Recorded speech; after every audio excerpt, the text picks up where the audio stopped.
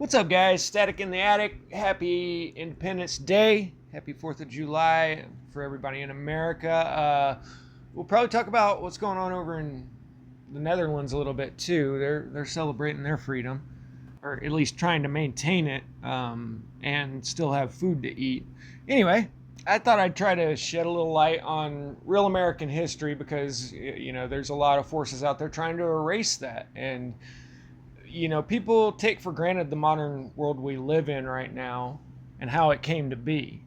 I did figure I'd point out real quick. I watched AWAR's latest video, so I now get Tartaria in my news feed. Anytime you even touch close to that subject, YouTube crams it down your throat because, there's so much truth to it. And YouTube just wants you to know the truth. But like I've said for a couple of years now, if you guys want to start making videos, you throw Tartaria in the title and you'll get hundreds of thousands of views.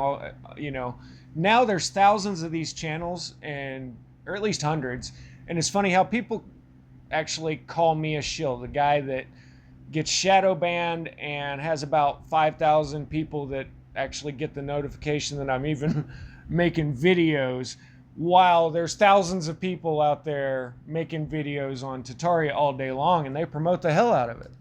Anyway, what everybody's always talking about as Tartarian technology, which is you basically take any invention from the 18 to 1900s and you call it Tartaria.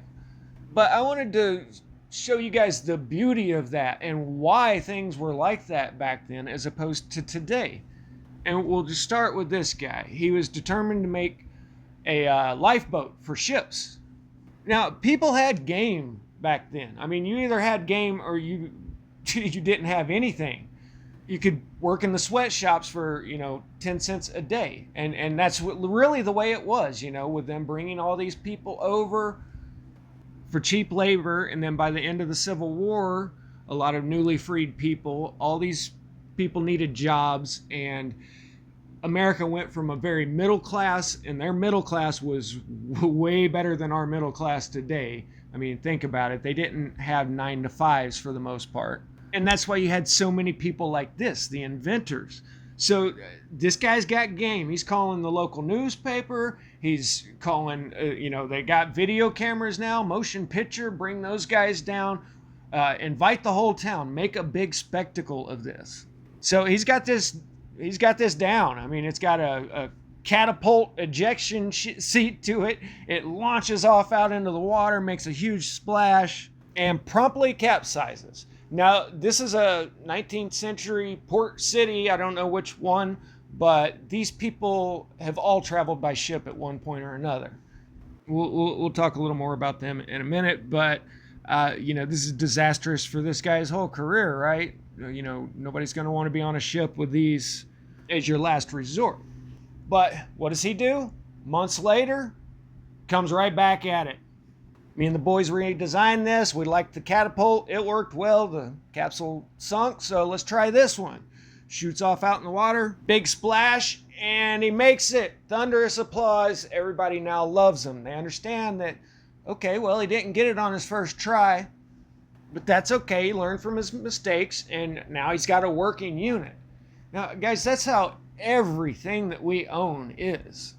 And every bit of that came from two things. One was free market capitalism that we had in America, because a lot of money is a great incentivizer for to fulfill a need of some sort.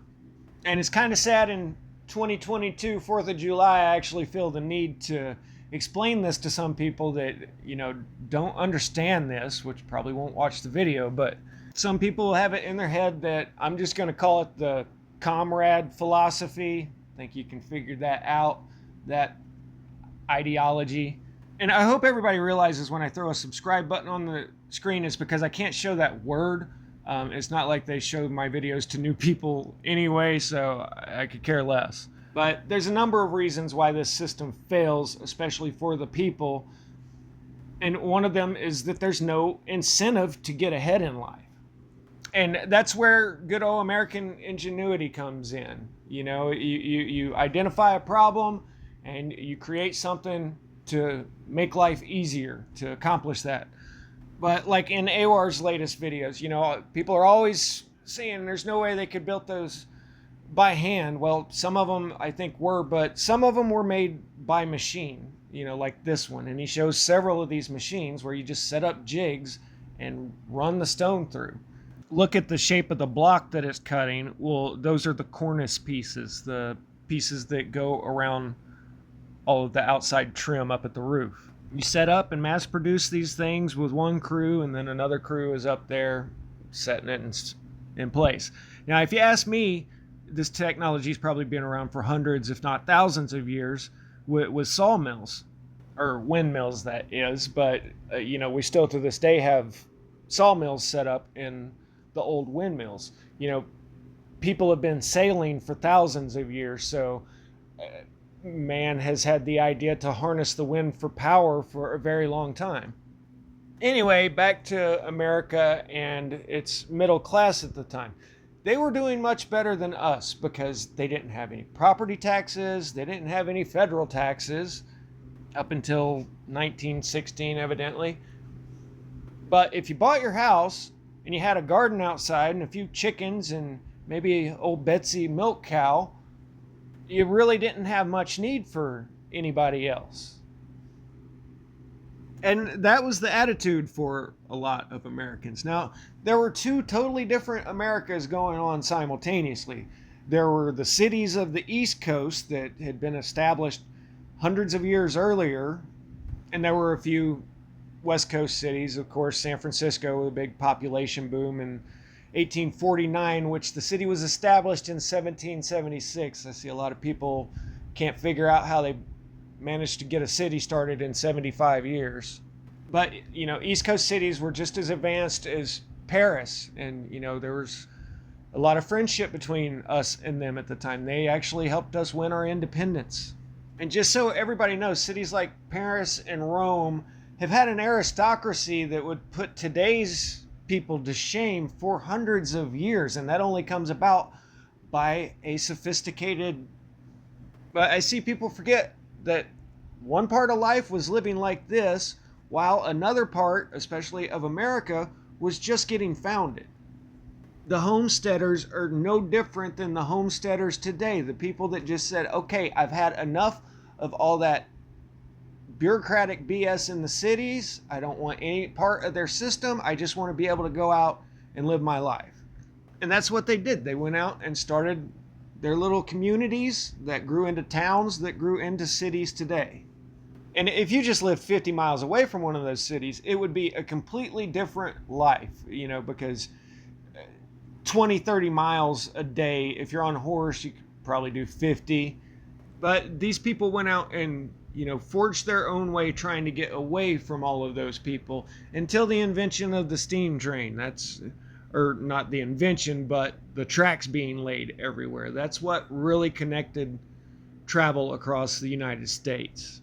But speaking of showmanship and some good old American ingenuity and, getting your product sold, the Eads Bridge was built in 1868. That was the first bridge to span the Mississippi. Guys, spanning that river is no easy feat.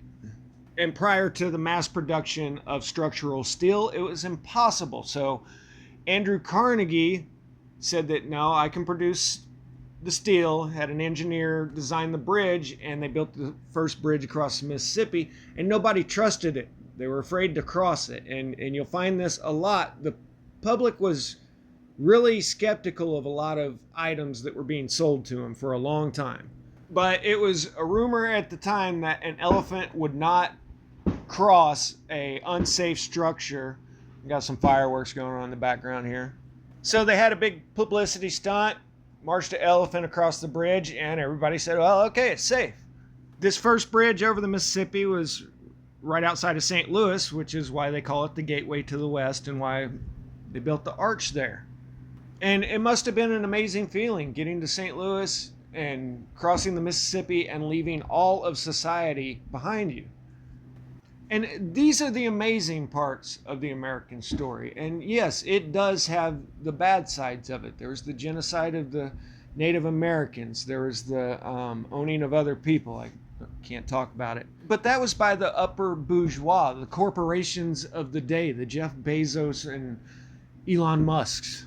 But here in my area, it's all national forest, and a lot of the old homesteads are still preserved out there. And these were smart people. This particular one was a German that came over, built a sluice into a Leffel turbine. I mean, this was an even more advanced German engineering for you, but a Leffel turbine is it will create a constant pressure so that your saw runs constant.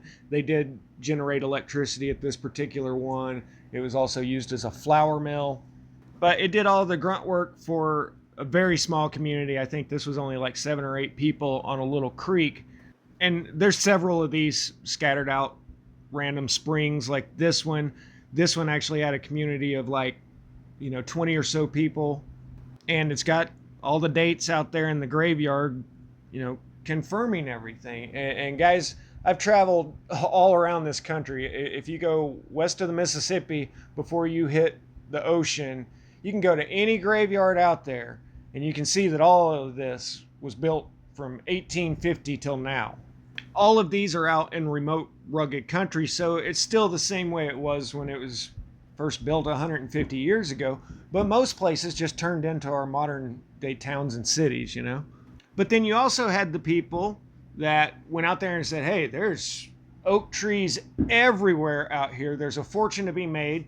So they're going to set up a big, huge sawmill right on a river and then float it down to the next city down to build that city with. And that was the beauty of everything, of early America, is that people had the freedom to make their own way in this world. Today you've just got, the big companies that hire hundreds of engineers, and they basically decide what does and doesn't get produced. But back then you had a well-educated middle class that didn't necessarily have to go out and work for a living all of the time. If you bought your house and paid for it, then, what else are you going to do with your time other than invent a blow dryer, which is where we get the term blow dryer from, evidently. Some people were fortunate enough to have their inventions known for generations to come, like the crapper. That's literally the first toilet available in production. And when it came to electricity, you had people that didn't understand electricity at all making crazy inventions, like the electric tablecloth, where you energize the whole tablecloth so that you can set your lamp out in the middle, so that you don't have to have cords hanging down. Because first what was installed was just light sockets, and then they started coming up with other inventions, and so they'd have all of these cords coming out of the ceilings. People got electrocuted and fried, and houses burnt down all the time. And it's just kind of laughable that the people selling Tartaria act like our modern world just everything came out fully formed, like all that. They invented the camera and it had 20 megapixels on it. No, things progressed, and you can follow that progression easily. Another thing that people take for granted is that there were no big technological leaps forward between 1920 and the 90s, really. The first commercial cell phone was in 1983, but these didn't even catch on till the late 90s. And I wanted to be cool like everybody else, so I got one. And seriously, it didn't take long for me to realize that, life was better before cell phones. It really was. You weren't constantly expected to be available at every single moment for any reason whatsoever. Anyway, I've rambled on quite a bit, and there's probably not anybody watching this anymore. But America has been a great experiment. There's good sides to it, bad sides to it, just like everything else. Unfortunately, it has enabled a small few to wield way too much power in this world. And, I'd even be down for some kind of you can't take it with you when you die kind of clause, to where, okay, you can give your give your kids 10% or something, and then the rest goes back in the pot, something like that. If more people were like Andrew Carnegie, possibly, he understood the game, evidently. He played, he won, and said, okay, I won. Now let's do something good with this. And what if you worked your whole life, you never paid any taxes, and then when you died, your kids got 10%, the rest went towards all of the maintenance of the country and whatnot, and then a little nest egg for the next generation coming up, enough to buy a house, a car, and get settled, something along those lines. But, it's not a perfect system. One doesn't exist, to my knowledge, or anybody else's. But there are currently rich and powerful people that are trying to erase all of American history, only shine a spotlight on the bad things, and that's what they're teaching the younger generation these days in order for them to gain more power. That's all there is to it. And they literally had to buy this platform. Up until about 2017, there was a whole lot of free speech going on here, and people outing what they had did, especially, with the September 11. There was actually a mass awakening happening from like 2013 to about 2017. And now what are any so-called truthers talking about? Tartaria. No, it's all fake, so don't worry about it. The same exact thing that the upper echelon want you to believe, that it's all fake, just happens to be what everybody on the internet now thinks. And it's funny how smug these people are down in the comments, because they were fooled once, so now they know the truth. You're being played like a marionette. The old saying's true: you better stand for something or you're gonna fall for anything. And I'll tell you, me getting SB'd on this platform really made me consider how important that freedom of speech is. When it's taken away, it really irks me. But they can't play on a level playing field. You don't have to hide the truth. You just flood it with so much bad information that nobody can find their way out, figure out what the truth is. Anyway, happy 4th, everybody. Don't take your freedom for granted. Static out.